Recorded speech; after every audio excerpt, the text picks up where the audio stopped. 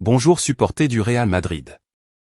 Nous surveillons le quotidien du Real afin de vous tenir toujours bien informés, et pour que vous ne manquiez rien de votre club, laissez un like et abonnez-vous à la chaîne. L'entraîneur du Real Madrid, Carlo Ancelotti, a exprimé une évaluation critique détaillée de la situation actuelle du football, en mettant l'accent sur les questions d'arbitrage et de technologie.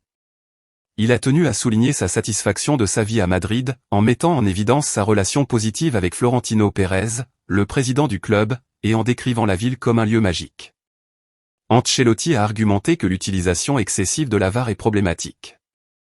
Pour résoudre cette question, il a suggéré que les joueurs et les entraîneurs soient inclus dans le processus de prise de décision, car ils ont une connaissance plus approfondie du jeu. Ancelotti estime que la technologie ne devrait être utilisée que pour vérifier les hors-jeux et les buts, mais qu'elle a en réalité créé un précédent grave. Il a cité l'exemple du match de l'Atlético de Madrid, où un but fantôme a entraîné la relégation de l'équipe espagnole. Selon Ancelotti, la VAR a retiré le pouvoir exclusif des arbitres en prenant des décisions qui ne sont pas en phase avec l'esprit et la réalité du jeu.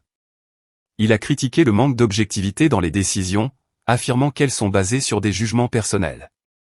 De plus, Ancelotti a abordé la question de l'accumulation de matchs, en mentionnant une période spécifique du calendrier du Real Madrid cette saison. Il a souligné que son équipe a disputé 73 matchs entre le 30 décembre et le 12 mars, sans pause significative, sauf une semaine, pendant laquelle ils ont dû voyager entre le Maroc et l'Arabie Saoudite.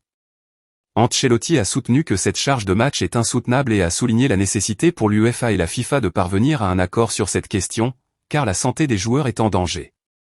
Quant à l'accord avec les critiques d'Ancelotti concernant l'utilisation excessive de la VAR, il s'agit d'une question personnelle et subjective.